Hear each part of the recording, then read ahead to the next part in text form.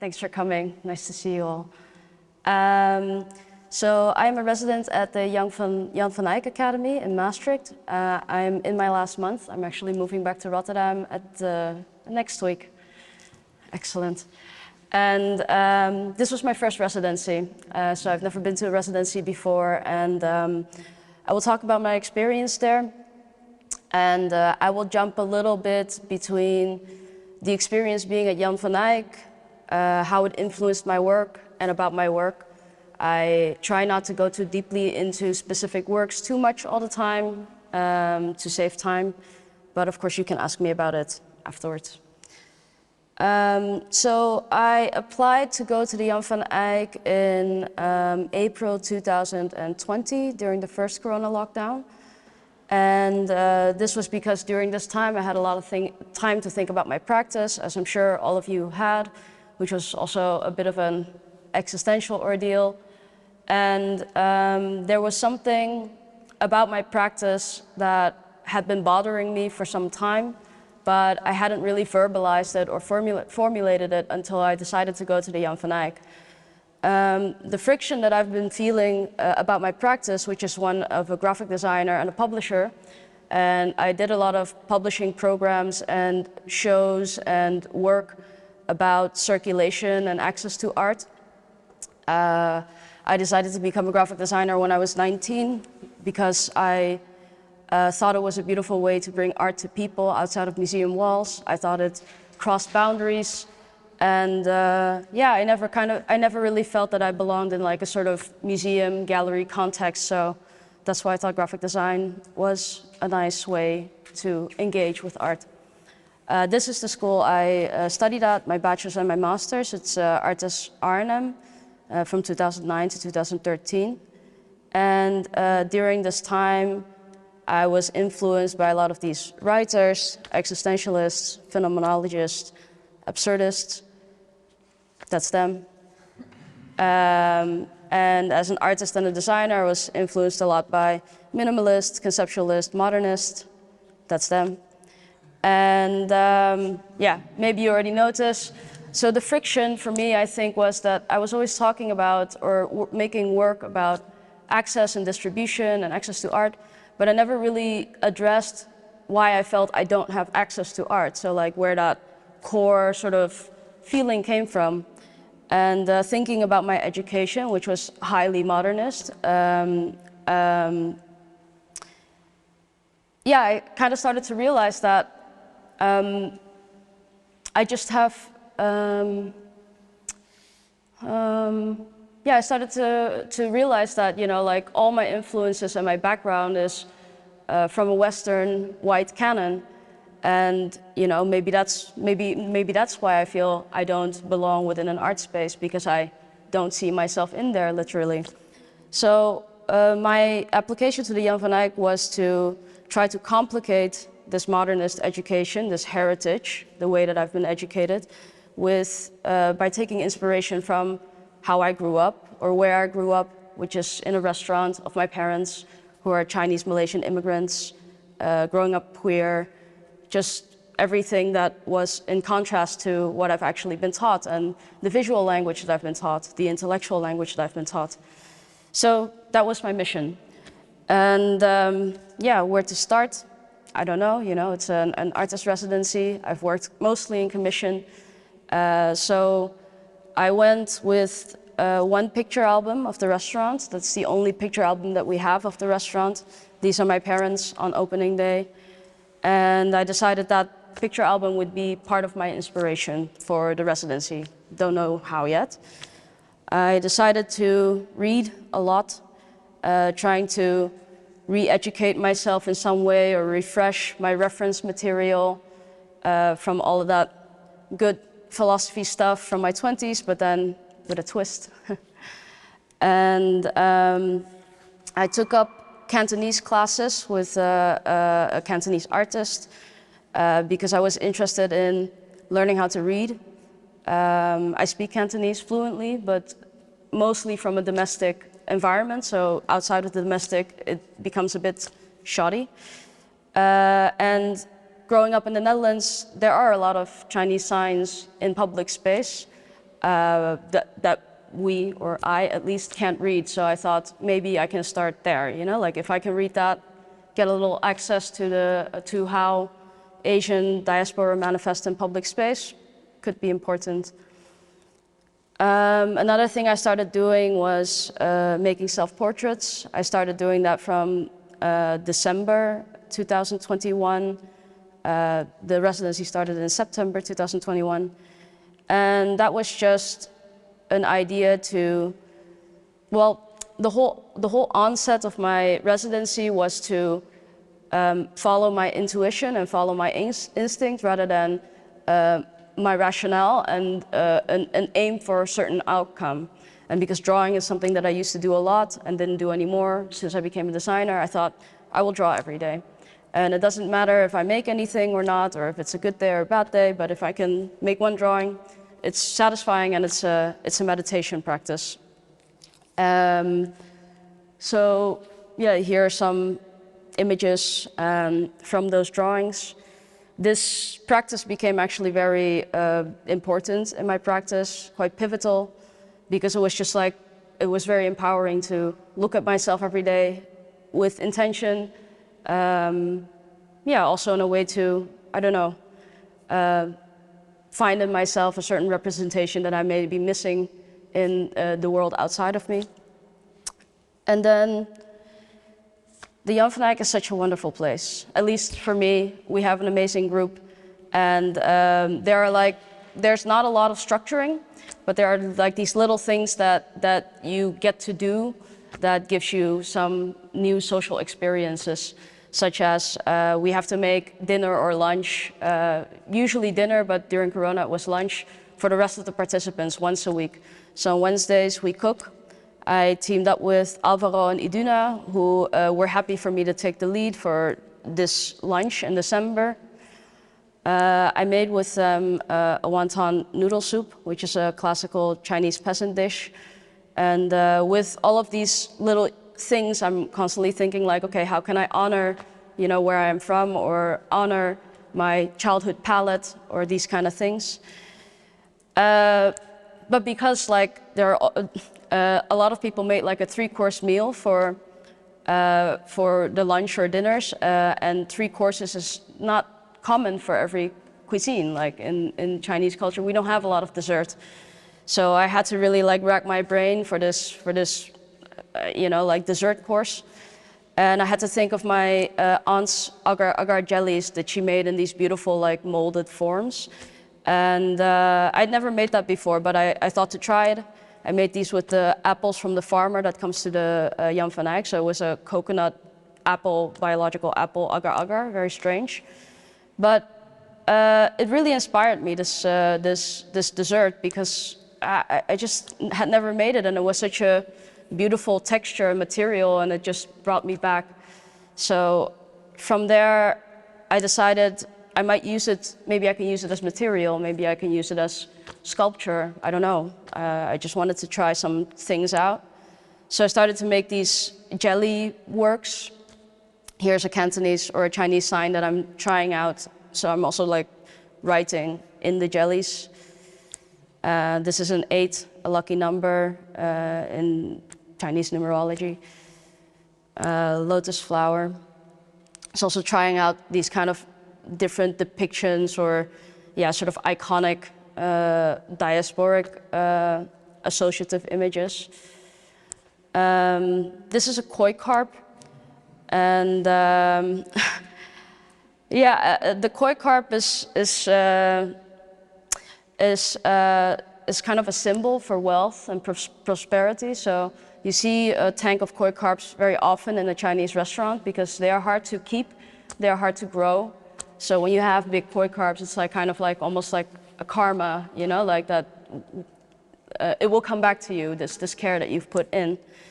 And at the same time, it also made me think of, yeah, this idea of, you know, your wealth being for the consumption of another, just as my parents ran a restaurant, you know, for the consumption of others. So there were a lot of things going on in there that I found intriguing. So that was one practice that I was sort of upholding. Another example of Jan van Eyck influence on me was this project by Philip Schuler and Ruby Huet. They both have a background in fashion design. And they, at the beginning of at their residency, they just wanted to do something and they didn't know what yet, so they decided to fix holes that they could find in the residency space. So they fixed like towels and mops and things like that, and they also asked like, if people have holes in their clothing, please, we'll fix it. So they fixed 20 holes in my knackered little scarf, and they asked if I could give them 20 things in return. So I was thinking about that a lot, and in the end I decided to connect the 20 things that I wanted to give back to them to these Chinese classes I've been taking, and just trying to read the Asian diaspora in public. Something that also occurred to me in trying to read the Asian manifestation in the West is that they all come in services to cater to bodies, food, massage, nail parlors, sex work. Yeah, I found that interesting. I found 20 signs in Maastricht that I made a practice sheet for that also includes practice of intonation. So every color is a different intonation. There are 6 tonalities in Cantonese. And every character has a stroke order, so you have to make them in certain directions in a chronology, because otherwise it doesn't make sense anymore. It's very difficult. And so these 20 signs I found in Maastricht, banal words such as eat, evening, you know, heal, family, these kind of things, rudimentary words almost, I practiced with these sheets, and I gave them each one of these sheets. Following that, I got interested in reading these shop signs, and I had to think of our restaurant Chongke, of which I've always known it was named Chongke, but I never knew what the signs actually meant. So this is what I know. And my teacher explained to me that one, Chong, the name of my father, means pine tree. And the second word, Ke, which in restaurants usually means like place, you know, like Johnny's place, so Chong's place. But if you translate it literally, it means to remember, to record, to note. And I just thought it was really beautiful, really poetic to remember pine trees.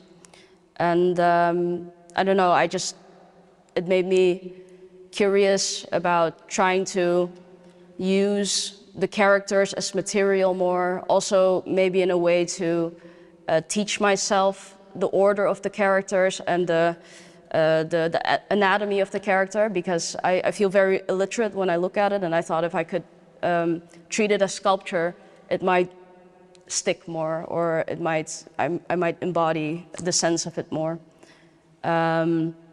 This is, yeah, just a sketch for maybe a larger sculpture where the signs sort of move in and out of legibility a bit the way I see them, in a way. So this sort of came out of like this project of Philip and Ruby, which I think is really cool. Another thing, this is February 2022, Chinese New Year. And I never organized Chinese New Year. We did used to celebrate it. So I gathered the Asians in the school and asked them if they wanted to host Chinese New Year with me. So that's Chen Chen Yu, Eliana Rista, and Yang Xuan, and Lisa Sudihassilp. And yeah, it was just an amazing evening. We organized like a little cooker for each table, and we gathered all this stuff, and we just had everyone, yeah, everyone had a really good time. These are the residents. And afterwards we had 2 ceremonies. One was a fake money burning ceremony for the ancestors, and the other was an outrageous gambling party. The sums were very low, but people were going nuts. It's awesome. And yeah, what was so cool about this event is so the other participants, you know, Elias, Indonesian, Chen is Taiwanese, I'm Malaysian Chinese, and Lisa is French Thai, or Thai, she's Thai, and so we all had like these other memories of like what goes into a hot pot. Like, no, not this one, not that tofu. You know, it was funny, but in the end, you throw everything in and it's delicious. So it's, yeah, it's just a really nice experience. In April of 2022, I did my first of two presentations at Jan van Eyck. So we do two public presentations, one at the beginning, one at the end. And for this presentation, I spoke about like this friction that I spoke about before and what I wanted to do at the Jan van Eyck. But in preparation for this lecture, I wanted to ask my mother if she was okay with me using the pictures because she's on them, and she was okay with that. And that conversation, it also led to a conversation with her about my work, where I think for the first time she kind of understood my work, because I don't think she ever understood my work as a graphic designer, you know, like, oh, you don't write the book, you do something to it, you know, like it's very confusing. And it was very nice that she understood it, and I think she also kind of felt acknowledged by it. And we didn't speak a lot, and we didn't have like a really good relationship, but that was a really nice connecting point. And because she understood the lecture and also really liked watching the lecture, though she asked me 3 questions. Do you get a grade? Why did you do this? And who is Jan van Eyck? Last one, very good question. And it gave me the courage, or it emboldened me to ask her if she wanted to do a project with me, because I thought, you know, like maybe, I don't know, maybe we can talk more. So I asked her if she could teach me how to fold the lotus flower napkins that we used to have in the restaurant. And that this was kind of like a vehicle to have a conversation. So we folded for about an hour, and I just asked her simple things like about if she's seen lotus flowers or her experience in the restaurant. And yeah, it was really nice. She told me a beautiful story actually about the lotus flower, or beautiful, I thought poignant. She said she's seen lotus flowers in Malaysia, but that they grow in the wild, and that people always say that you shouldn't pick them because if you pick them, you get stuck in the quicksand around it and you might drown. And I thought that was kind of a beautiful metaphor maybe for the diaspora. They go to the West to pick the flower, you know, like to chase the wealth, but then they get stuck, you know. So there were more things like that that were very nice. Just a little excerpt. 開上嚟，係彎少少上嚟，頭2個地方彎少少上嚟。今日你有自己就到個旁邊嗰3個開嘅都要實標少少嘛。You can also hear that you don't hear it that much in this excerpt, but we use English, Dutch, and Cantonese throughout. I add more Dutch and English because my Cantonese is not as good, but through the Cantonese lessons, I had become more fluent and more confident to have this conversation in her native tongue, which I think also was more comfortable. But I also noticed that she also had to add Dutch in now and then, like that maybe she also can't speak one language completely anymore all the time. So that was interesting. Also very hard to translate, I have to say, but interesting, fun. I showed this work at the Open Studios. This is June 2021 in the upstairs mezzanine of my studio, together with an installation of jellies. These are 7 koi carps swimming around a lotus flower. Some sliced, some untouched. And my self-portraits eventually culminated into a large-scale installation that I put over the facade or the windows of the Jan van Eyck, and that also overlaps my own studio.